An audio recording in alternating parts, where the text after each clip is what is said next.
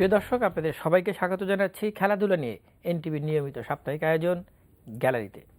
সাথে আছে আমি নাসিমুল হাসান।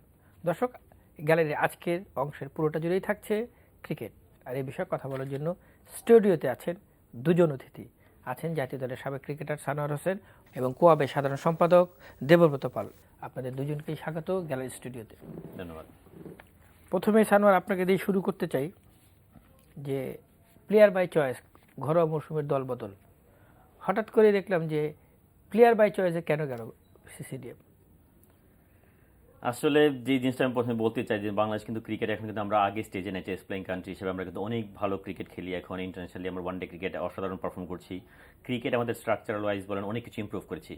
আমার মনে হয় এই জায়গাগুলি আমাদের সবসময় ডোমেস্টিক স্ট্রাকচার, যেটা আমাদের এটা মনে হয় সবসময় প্রশ্নবিদ্ধ। প্রতিবারই দেখেন, এটা গত 2 বছর আগে কিন্তু একবার প্লেয়ার বাই চয়েস হয়েছিল। তখনও কিন্তু বলা হয়েছিল যে এটাই হয়তো লাস্ট টাইম, বা এটা পরিস্থিতির কারণে সময় অনেক কিছু অবস্ট্রাকশন ছিল যেগুলি ওভারকাম করে বোর্ড প্রেসিডেন্ট নিজেই বলেছিল এটাই লাস্ট টাইম, নেক্সট টাইম এটা আর হবে না। দেখেন, এটা কি একটা প্লেয়ার তার নিজস্ব যে স্বাধীনতা, সে কোন ক্লাবে খেলবে এটা আপনি সিলেক্ট করে দিচ্ছেন। যদিও বলা হয় যে প্লেয়ারগুলি টিমগুলি ইকুয়াল ব্যালেন্স করার জন্য আরও কিন্তু ওয়ে আছে। আপনি বলতে পারেন যে ন্যাশনাল প্লেয়াররা বা পুল প্লেয়াররা, এই গ্রেডের প্লেয়ার এক টিমে 3টা থাকবে, এই গ্রেডের প্লেয়ার 2টা থাকবে, ওইভাবে কিন্তু ব্যালেন্স করা যায়। একটা হলো আপনি প্লেয়ারের স্বাধীনতা নষ্ট করছেন, আরেকটা হলো এই যে আমাদের প্লেয়াররা ন্যাশনাল প্লেয়ার ছাড়া ম্যাক্সিমাম প্লেয়ার একটা সার্টেন লেভেলের পরে কিন্তু ম্যাক্সিমাম প্লেয়ার যারা বিশাল অঙ্কের প্লেয়ার, কিন্তু এই ইনকাম আমাদের এইটাই কিন্তু বড় ইনকাম, এইটার উপর বেস করে কিন্তু পুরো ওদের জীবিকা নির্বাহ করে। প্লাস বলেন যে আমাদের এখন লাইফস্টাইল বলেন বা ক্রিকেট গিয়ার্স বলেন সবকিছু অনেক এক্সপেন্সিভ হয়ে গেছে। আমার মনে হয় এইভাবে কিন্তু অনেক প্লেয়ার ইন্টারেস্ট হারাবে ক্রিকেটের প্রতি আমার মনে হয়। আপনারা তো ক্রিকেটারদের স্বার্থ রক্ষা করেন, সেরকম একটি সংগঠনের সাধারণ সম্পাদক আপনি। আসলে আমরা কিন্তু এই যে প্লেয়ার বাই চয়েস, এটা যখন লাস্ট ইয়ারে যখন এরকম হয়, আমরা কিন্তু এটা শুরু থেকেই কিন্তু বিপক্ষে ছিলাম এবং আমরা কিন্তু প্লেয়ারদেরকে নিয়ে ক্রিকেট বোর্ডের সঙ্গে, তৎকালীন বোর্ড প্রেসিডেন্টের সঙ্গেও কিন্তু আমরা বসেছি। আমরা আমাদের স্পষ্ট অবস্থানটা জানিয়েছি যে প্রথমত হচ্ছে প্লেয়ার বাই চয়েসের ফলে যে প্লেয়াররা স্বাধীনভাবে তাদের দল পছন্দ করতে পারে না, নাম্বার 1। সেকেন্ডে আসে আপনার ফিনান্সিয়াল যেই ব্যাপারটা, পেমেন্টের ব্যাপারটা। সো দুইটার দিকেই আমরা যদি খুব ভালোভাবে বিশ্লেষণ করি, তখন কিন্তু আপনার সিসিডিএম একটা এক্সপেরিমেন্ট করতে চেয়েছিল। আমরা কিন্তু যে দীর্ঘদিন যাবত একটা ঐতিহ্য হয়ে আসছে প্রিমিয়ার ডিভিশন ক্রিকেটের, আমরা কিন্তু বলেছিলাম যে প্রিমিয়ার ডিভিশনটা নিয়ে এখনই এক্সপেরিমেন্ট করা উচিত হবে না। তারপরেও তারা করেছেন, যদিও আমরা এটার একেবারে বিরুদ্ধে ছিলাম। পরবর্তীতে সিসিডিএম চেয়ারম্যান এবং বোর্ড প্রেসিডেন্ট, দুজনেই কিন্তু আপনার বলেছেন যে এটা শুধুমাত্র এই বছরই শেষ, পরবর্তী বছরগুলোতে আমরা আগের ফর্মেটে ফিরে যাব দলবদল। কিন্তু আমরা দেখলাম যে এই বছর আবারও প্লেয়ার বাই চয়েস শুরু হয়েছে। কাজে এই যে প্রিমিয়ার ডিভিশন আমাদের একটা ক্রিকেটের মূল স্তম্ভ ডোমেস্টিক ক্রিকেটের, সো এইটাকে নিয়ে এক্সপেরিমেন্টে আপনি ফেল করেছেন, তারপরে সে আবার এক্সপেরিমেন্ট। সো একটা এক্সপেরিমেন্ট আপনি করতে পারেন কি, যখন আপনার একটা পজিটিভ রেজাল্ট আসে। সো এটা দিয়ে তো পজিটিভ রেজাল্ট আসে নাই, বরঞ্চ আমরা কি করছি, আমাদের যে মূল স্তম্ভ আছে আমরা এটাকে নষ্ট করছি। আপনি দেখেন আমাদের ফার্স্ট ক্লাস ক্রিকেট এখন পর্যন্ত আমরা একটা প্রফেশনাল স্ট্রাকচার দাঁড় করাতে পারি নাই। সো প্রিমিয়ার ডিভিশনের প্রফেশনাল স্ট্রাকচার আছে, এটাকে আমরা ভেঙে দিচ্ছি। আমরা যখন ক্রিকেট বোর্ডের সঙ্গে বিভিন্ন ব্যাপার নিয়ে কথা বলি, ওনারা কিন্তু বলেন যে দেশে আর্থসামাজিক প্রেক্ষাপটের ব্যাপার। আপনি দেখেন যে ক্লাবগুলো ক্রিকেট খেলছে, ডোমিনেটিং ক্লাবগুলো, তারা কিন্তু ফুটবল টিমও আছে। ফুটবলের ক্ষেত্রে কিন্তু তারা এইসব প্লেয়ার বাই চয়েসের প্রেক্ষাপটটা কিন্তু আসতেছে না। কাজে ক্রিকেটের ক্ষেত্রে কেন আসতেছে, এটা কিন্তু আমাদের কারোরই বোধগম্য না। বাংলাদেশ ক্রিকেটটা যখন সামনের দিকে যাচ্ছে, আপনি দেখেন ক্রিকেট প্লেয়াররা, অর্গানাইজার সবাই মিলে কিন্তু আমরা ক্রিকেটটাকে একটা জায়গায় এনেছি। সো আমার মনে হয় যে ক্রিকেটারদেরকে একটি মুক্তভাবেই দলবদল করতে দেওয়া উচিত এবং প্লেয়ারদের স্বাধীনতাটা অক্ষুণ্ণ রাখা উচিত। আপনার কাছে আমার ব্যক্তিগত একটা প্রশ্ন, সেটা হচ্ছে যে আন্তর্জাতিকভাবে আমরা খেলোয়াড় কল্যাণ সমিতির যেই এই সংস্থাটি আছে, এটা কি বলে হয় কি, ফিকা, তারা যেভাবে জোরালো ভূমিকা রাখে, সেই জায়গায় আপনারা গত কয়েক বছরে কতটুকু ভূমিকা আসলে আদতে রাখতে পারছেন? আসলে কি, ফিকা ইন্টারন্যাশনাল প্লেয়ার্স অ্যাসোসিয়েশন, ওরা কিন্তু অনেক প্রফেশনাল একটা সেট আপ। আপনি যদি দেখেন ওদের প্রফেশনাল সিইও, ওদের স্যালারি স্ট্রাকচার সহ সব কিছু কিন্তু আপনার প্রায় আইসিসির সমপর্যায়ের। ওই জায়গা থেকে যদি আপনি চিন্তা করেন, আমাদের কিন্তু অনেক আগেই কিন্তু উচিত ছিল যে একটা প্রফেশনাল স্ট্রাকচার দাঁড় করানো, এবং এই বোধটা আমাদের ফার্স্ট ক্লাস ক্রিকেটার এবং ন্যাশনাল টিমের প্লেয়ারদেরকেই কিন্তু নিতে হবে। আমরা বারবার তাদেরকে কিন্তু বলেছি যে আমরা যদি একটা প্রফেশনাল স্ট্রাকচার দাঁড় করতে পারি প্লেয়ারদের, তাহলে কিন্তু এই প্রবলেমগুলো নিয়ে আমরা আরও ভোকাল হতে পারি।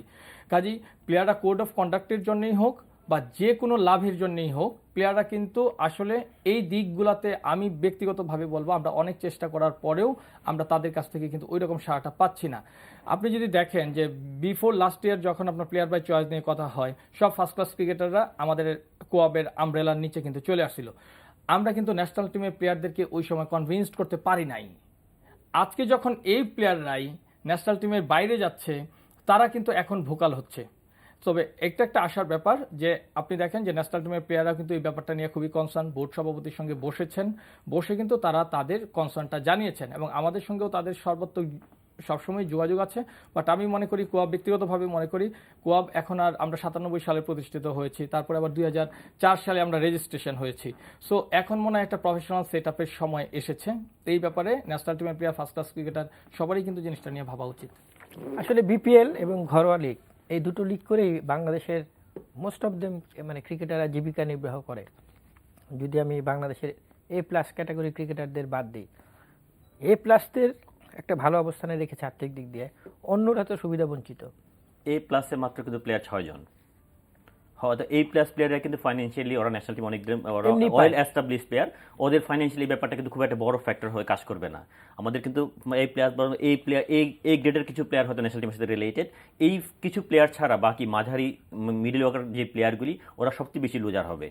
দেখেন ওদের হয়তো এমনও প্লেয়ার আছে, আমি নিজে হয়তো একটা ক্লাবের সাথে জড়িত ছিলাম, যেই প্লেয়ার হয়তো গত বছর হয়তো ডাবল পয়সা পেয়েছে, হয়তো হাফ মানে পয়সা আপনি চলে নাম এসেছে। বলেই বলেন যে শরীফুল্লাহ 18 লাখ টাকা পেয়েছিল, এই বছর হয়তো 10 লাখ, 8 লাখ বা 10 লাখ এরকম একটা 8 লাখ, 8 লাখে চলে আসছে। স্বাভাবিক একটা প্লেয়ারের মেন্টালিটি আপনি চিন্তা করতে পারেন, যে প্লেয়ারটা আমাদের মনে হয় ওই গত বছর আপনি যখন আপনি ইনকাম সোর্স হাফে চলে আসবে, এখন আরো বাড়ার কথা স্বাভাবিকভাবেই। অন্য বোর্ড এইগুলি একটু চিন্তা করা দরকার। আমাদের ক্রিকেট কিন্তু অনেক ইমপ্রুভ করছে এবং 3.5 লাখ টাকাও একটা প্লেয়ারের দাম আছে এখানে। হ্যাঁ, এইটা হয়তো অনেক, এটা গ্রেড করে দেওয়া হয়েছে লাস্ট গ্রেড 3.5 লাখ টাকা। এই বর্তমান প্রেক্ষাপটে প্রিমিয়ার লিগের এটা একেবারেই লো। আমরা সবকিছুই ধরেন আমাদের স্পোর্টস ইকুইপমেন্টের এখন একটা ব্যাটের দাম হয় 30,000-40,000 টাকা ব্যাটের দাম হয়ে গেছে, বুটের দাম অনেক, স্পাইকের দাম হয়ে গেছে 20,000-25,000 টাকা। এগুলি আসলে অনেক এক্সপেন্সিভ হয়েছে লাইফস্টাইল। এইগুলি বিবেচনা করে আমার মনে হয় আমাদের ক্রিকেটটা, ধরেন আমাদের এই ডোমেস্টিক স্ট্রাকচারটা, এটা কিন্তু আমাদের সবচেয়ে বড় কম্পিটিশন জায়গা। আমরা কিন্তু এখনো ফার্স্ট ক্লাস ক্রিকেট, আমরা সবাই যদি আমাদের সবচেয়ে মোস্ট ইম্পর্টেন্ট খেলা ফার্স্ট ক্লাস, তারপরেও কিন্তু এখন সবচেয়ে বেশি কম্পিটিশন ক্রিকেট কিন্তু আসলে বেসিক্যালি এটা কি এই কারণে করলো যে দেশের শীর্ষস্থানীয় কয়েকটি ক্লাবের এই মুহূর্তে আর্থিক অবস্থাটা ভালো না, যে কারণে তারা প্লেয়ার বাই চয়েসে গেল। তুতুল ভাই, ওই ক্লাবগুলো কিন্তু আমি অলরেডি কিন্তু মেনশন করেছি, ফুটবলের টিমগুলো আছে। আপনি যদি দেখেন আমাদের প্রধানমন্ত্রী কিন্তু, আপনি দেখেন সরকারি এমপ্লয়ি যারা, তাদের স্যালারি ডবল করেছেন, কর্পোরেট হাউসগুলোতে স্যালারি ডবল হচ্ছে, আমাদের দেশে জিডিপি বাড়তেছে। তো আপনি কিভাবে বলবেন যে আর্থসামাজিক প্রেক্ষাপটে আমাদের ইকোনমি কি ফল করতেছে? এটা তো বলার কোনো অবকাশ নেই। আমাদের জিডিপি বাড়তেছে, সবকিছু বাড়তেছে। এখন প্রশ্নটা আসে, ক্রিকেট বোর্ডের রেভিনিউ কিন্তু দিনে দিনে বাড়তেছে। হ্যাঁ, ক্লাবগুলোকেও কিন্তু ক্রিকেট বোর্ড ফিনান্সিয়ালি হেল্প করছে, যদিও আমরা মনে করি যে আরো বেশি দেওয়া উচিত। তারপরেও কিন্তু তাহলে আপনি কিভাবে বলবেন যে আমাদের আর্থসামাজিক প্রেক্ষাপটটা, তো ক্রিকেট বোর্ডের রেভিনিউ বাড়তেছে আর প্লেয়ারদের রেভিনিউ যদি কমে, তাহলে তো একটা দক্ষ প্রশাসনিক কাঠামো দাঁড়ালো না। আর আরেকটা জিনিস আপনি যেটা প্রশ্ন করেছিলেন যে আমরা কেন ফিকার মতো এত রান করতে পারতেছি না সাংগঠনিকভাবে, আপনি দেখেন প্রত্যেকটা ক্রিকেট বোর্ডের ফাইন্যান্সে কিন্তু প্লেয়ার্স অ্যাসোসিয়েশন চলে, একটা রেভিনিউ কিন্তু প্লেয়ার্স অ্যাসোসিয়েশন পায়, ওদের লেবার লগুলো কিন্তু অনেক স্ট্রং।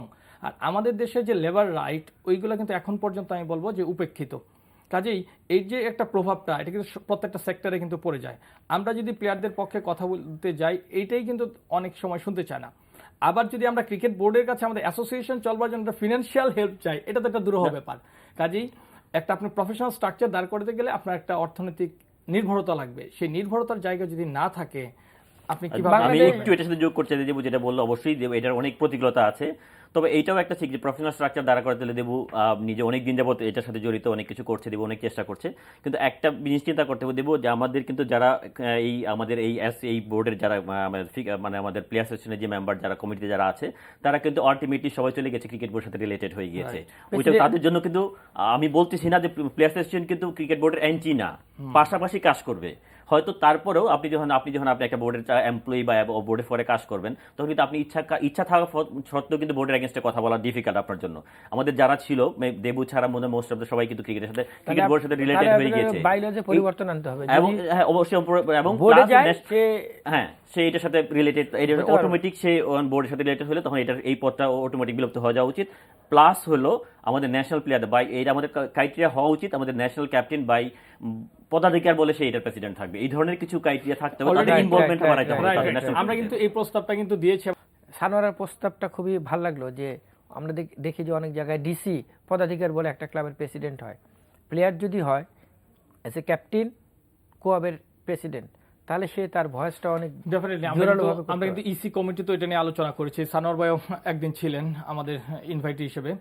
তো আমরা কিন্তু অলরেডি এই প্রস্তাবটা নিয়ে চিন্তা ভাবনা করতেছি যে ন্যাশনাল টিমের প্লেয়ার, এটা টেস্ট ক্যাপ্টেন হোক বা ওডিআই ক্যাপ্টেন হোক, যে পদাধিকার বলে সে ক্রিকেটার্স অ্যাসোসিয়েশনের প্রেসিডেন্ট, হ্যাঁ, এবং তাদের হাতেই কিন্তু, এবং ওডিআই ক্যাপ্টেন ভাইস প্রেসিডেন্ট হতে পারে, তাদের হাতে আমরা চাচ্ছি যে সাইনিং ক্ষমতাগুলোও তাদের থাক। আমাদের যখন একটা ফান্ড হবে, এই যে ফান্ড যে ইউটিলাইজ করার ব্যাপারগুলো, এইগুলো হয়তো প্রফেশনাল স্ট্রাকচারের ক্ষেত্রগুলো তৈরি করে দিল যে আমাদের এই ফান্ডে ম্যানেজমেন্ট খরচ প্রফেশনাল থাকলো। কিন্তু ব্যাংক থেকে টাকা তোলা, জমা দেওয়া, সবকিছু সাইনিং অথরিটি যদি ন্যাশনাল টিমের প্লেয়াররা থাকে, তাহলে কিন্তু এটা নিয়ে আর কোনো কিন্তু দ্বিধা থাকে না। ইনভলভমেন্টটা অটোমেটিকলি তখন Right, বৃদ্ধি পাবে, right. ইনভলভমেন্টটা মানে এবং ন্যাশনাল আপনাদের প্লেয়ার ইনভলভ করে এটা কার্যক্রম ওয়েটটা বাড়বে, গুরুত্বটা পাবে, গুরুত্বটা জাতীয় বাড়বে, level-এ। এটাই নিয়ম। আমরা কিন্তু স্বাভাবিকভাবে। এই প্রস্তাব কিন্তু ন্যাশনাল টিমের প্লেয়ারদের কাছে রেখেছি, বাট কি যেন একটা ভয় সবার মধ্যে কাজ করে, যেই কারণে তাদের ইনভলভমেন্টটা ওই রকম ভাবে পাচ্ছি না। হ্যাঁ, যে প্লেয়ার্স অ্যাসোসিয়েশনের যদি প্রেসিডেন্ট হই, আমার ক্রিকেট বোর্ডের সঙ্গে আমার সম্পর্ক, হ্যাঁ, অবনতি হতে পারে, এই ধরনের একটা চিন্তা কিন্তু প্লেয়ারদের ভেতরে আমার অভিজ্ঞতায় মনে আসলে হচ্ছে যে ক্রিকেট কাজ বোর্ডের করতেছে। বাইরে অনেক ভয়েস দাঁড়ায়, কিন্তু বোর্ডে যাওয়ার পরে সেই ভয়েসগুলো আসলে ঠিকভাবে কাজ করতে পারে না।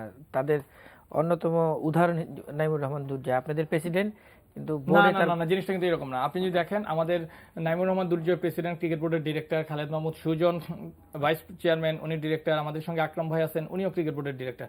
আমি যদি স্পেশালি বিগত কিছুদিনের কার্যক্রম দেখি, আমাদের প্লেয়াররা কিন্তু ভোকাল হচ্ছে। দুর্জয় ভাই কিন্তু খুবই ভোকাল ছিল। আপনার প্লেয়ার বাই চয়েসের ব্যাপারে উনি একটা ক্লাবের সঙ্গে ইনভলভ, সিসিডিএম এর মিটিং এ কিন্তু এটার এগেইনস্টে বলছি আমি যে দেখেছি player by ওনারই choice একটা এর। ইন্টারভিউ দেখি উনি এবং এগেইনস্টে প্রত্যেকটা বলেছেন। মিটিং এ সেটাই তো, প্লেয়ারদের একমাত্র টাকার দুর্জয়। ব্যাপারে, ওনাকে দেখেছি প্লেয়ারদের against-এ। টাকার ব্যাপারেও দুর্জয় ভাই কিন্তু অত্যন্ত ভোকাল ছিল। কাজেই আমরা কোয়াবে প্রেসিডেন্ট হিসেবে নাইমুর রহমান দুর্জয় ক্রিকেট বোর্ডে কিন্তু ডিরেক্টর হিসেবে কথা বলছে, কোয়াবে প্রেসিডেন্ট হিসেবে কিন্তু কথা বলছে। পাশাপাশি যদি আমাদের অন্যান্য প্লেয়ার যারা আছেন সবাই যদি, সুজন ভাইও বলতেছে, বা সবাই যদি আমরা একতাবদ্ধ হয়ে কাজ করি, তাহলে মনে হয় এই প্রবলেমগুলো আর থাকে না। তাহলে এখন তার একটা ঘাটতি আছে। যাই হোক, আমি একটু টপিকসটা একটু বদলাতে চাই। একদম চলে আসলো এশিয়া কাপ ক্রিকেট। বাংলাদেশের যদিও টি-20 প্রথম খেলা ভারত বাংলাদেশ, বাংলাদেশের মানে কতটা সম্ভাবনা ভালো করার? বাংলাদেশ কিন্তু প্রিপারেশনটা অনেক ভালো, মানে আমরা সবকিছু বাদ দিয়ে কিন্তু বাংলাদেশ টি-20 জন্য ব্যস্ত হয়ে গেছে। আমরা জানি আমাদের সবকিছু অ্যাভয়েড করে, আমাদের ফার্স্ট ক্লাস ক্রিকেট অ্যাভয়েড করে, সবকিছু অ্যাভয়েড করে কিন্তু কোচ বলেন, ম্যানেজমেন্ট বলেন, সবাই কিন্তু এটা নিয়ে অনেক ব্যস্ত। আমরা আশা করি ভালো করবে, তবে এটা বাস্তবতাটাও মানতে হবে, আমরা কিন্তু টি-20 ক্রিকেটে এখনো আমরা ওই স্টেজে নাই। আমাদের হিসাবটাই বুঝি না ধরতে গেলে। হ্যাঁ, হিসাবটাই বুঝি টি-20 না। আসলে টি-20 ক্যালকুলেশন এখানে অনেক টিমে, নট অন বাংলাদেশ, এখনো অনেক এস্টাবলিশ টেস্ট প্লেইং কান্ট্রিগুলি কিন্তু টি-20 ফরম্যাটটা নিয়ে এখনো যে কোন ওয়েতে খেলতে হবে এটা নিয়ে কিন্তু এখনো সেটেল না। যাই হোক, এটা তারপর শর্টার ফরম্যাট খেলা, এটা কিন্তু বাংলাদেশের অবশ্যই চান্স থাকবে। আর যেহেতু বাংলাদেশে খেলা, বাংলাদেশের কন্ডিশনটা, বাংলাদেশে আমরা জানি এই কন্ডিশনে আমাদের মানে যে কোনো টিমের, আমরা কিন্তু যে কোনো টিমের হারার অ্যাবিলিটি রাখি। এবং আমরা যদি লাস্ট ওয়ান ডে সিরিজগুলি দেখি, বা বাংলাদেশ যে পারফর্ম করেছে, বা জিম্বাবুয়ের সাথে টি-20 সবকিছু মিলিয়ে বাংলাদেশের যে লাস্ট বিগত দিনের পারফরমেন্স ভালো করার অবশ্যই আমাদের সুযোগ আছে। যেই দলটার সাথে খেলা, তারা একটা টি-20 অত্যন্ত শক্তিশালী দল, ইন্ডিয়া। দুদুল ভাই, আপনি যদি ওয়ার্ল্ড কাপকে সামনে রেখে কিন্তু সানোয়ার ভাই যেটা বললো যে আমরা সব ক্রিকেট কিন্তু বন্ধ করে দিচ্ছি, ফার্স্ট ক্লাস ক্রিকেট, বিসিএল পিছিয়েছি, হ্যাঁ, প্রিমিয়ার ডিভিশন পিছিয়েছি। সো আমাদের মূল টার্গেট কিন্তু হচ্ছে ওয়ার্ল্ড কাপ। আপনি কোচের যে প্ল্যানিং আমরা শুনি বা দেখি, আমরা যতটুকু বুঝতে পারি, মূল টার্গেট ওয়ার্ল্ড কাপ। ওয়ার্ল্ড কাপের আগে হচ্ছে আমাদের এশিয়া কাপ। আপনি দেখেন এশিয়া কাপ একটা বিগ ইভেন্ট, যেখানে ইন্ডিয়া পাকিস্তান আসতেছে, ওটা কিন্তু অনেক বড় একটা ইভেন্ট হয়ে যায়। সো আর টি-20তে কিন্তু এমনিতেই কিন্তু আমরা অনেক দুর্বল, বা আমাদের যে প্ল্যানিং থাকে হয়তো ইমপ্লিমেন্টেশন আমরা ওইরকম ভাবে করতে পারতেছি না এখন পর্যন্ত। কাজেই ওয়ার্ল্ড কাপের আগে আমরা জিম্বাবুয়ের সঙ্গে খেলেছি, আমাদের পারফরমেন্সটা আমার কাছে কিন্তু জিম্বাবুয়ের পারফরমেন্সটা কিন্তু খুব একটা ভালো লাগেনি। সো এশিয়া কাপটা কিন্তু আমাদের ওয়ার্ল্ড কাপের আগে এটা কিন্তু একটা মেজর রোল প্লে করতেছে।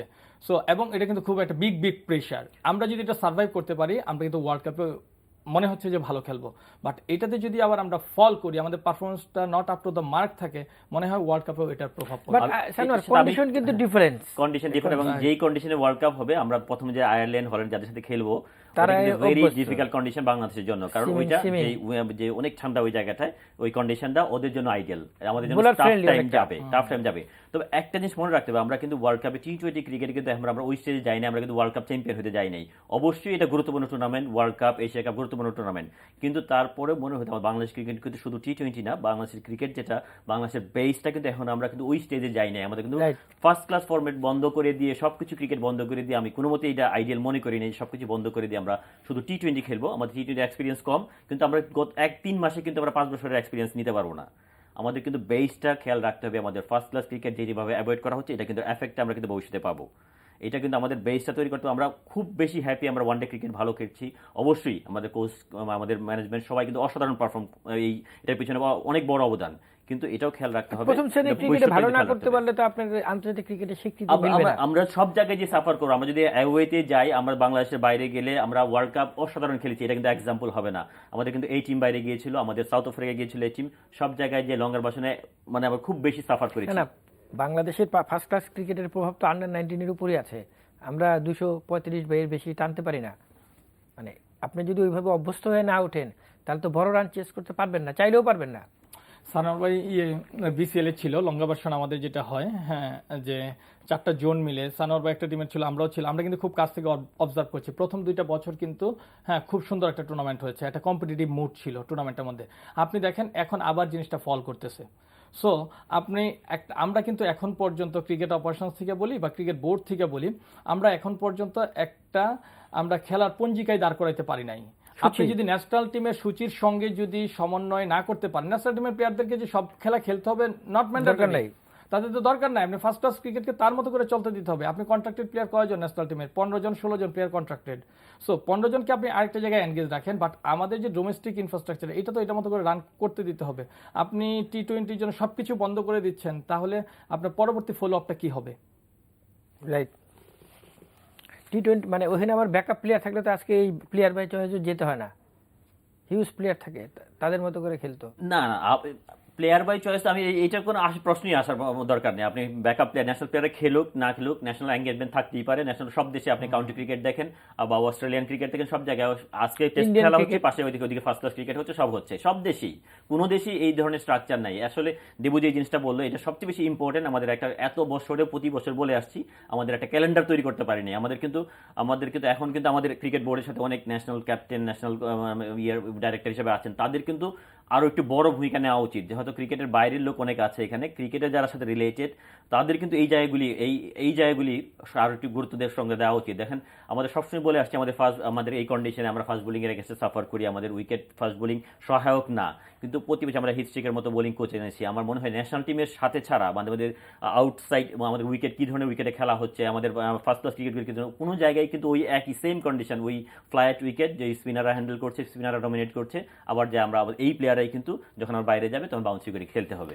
এটা ব্যাপার কি দুদুল ভাই, আপনি এই প্রশ্নগুলো আসতে সানোর ভাই কথাও আছে যে আমাদের প্লেয়াররা কিন্তু ফরমার 3 জন ক্যাপ্টেন এখন ক্রিকেট বোর্ডে আছে। ক্রিকেট বোর্ডের কনস্টিটিউশনটাই কিন্তু আমূল পরিবর্তন করেছে, এবং এটার জন্য বর্তমান বোর্ড সভাপতিকে আমি অনেক থ্যাঙ্কস জানাবো যে আজকে যে আমাদের যে ফরমার 3 জন ক্যাপ্টেন আসতেছে, এবং আরো জালাল ভাই আছে, মাহবুব ভাই, সবাই ওনারা আগেও ছিল, এই যে একটা প্লেয়ারদেরকে ক্রিকেট বোর্ডে অন্তর্ভুক্তি করবার জন্য এই কনস্টিটিউশনটা অ্যামেন্ডমেন্ট করে এরকমটা জায়গায় আনা হয়েছে, যে এই কারণে কিন্তু এটা পাপন ভাই কিন্তু ফুল ক্রেডিট। আমরাও আন্দোলন করেছিলাম প্লেয়ার্সকে ইনভলভ করবার জন্য।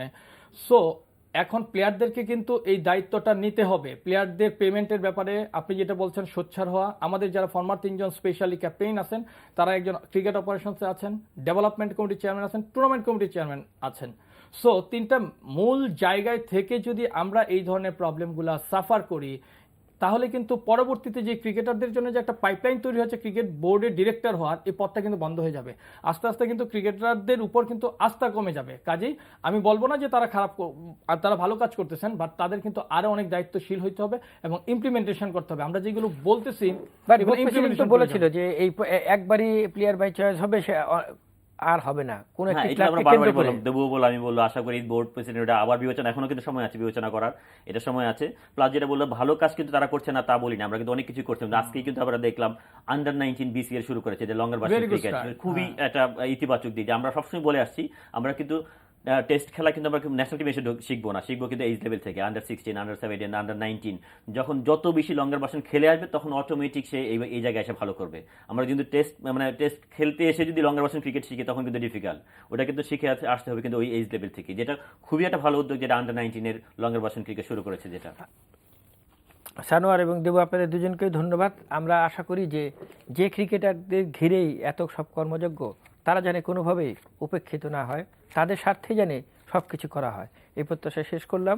আজকের মতো গ্যালারি, দেখা হবে আবার আগামী সপ্তাহে নতুন কোনো বিষয় নিয়ে, নতুন কোনো অতিথির সাথে। সেই পর্যন্ত আপনারা সবাই ভালো থাকবেন, সুস্থ থাকবেন।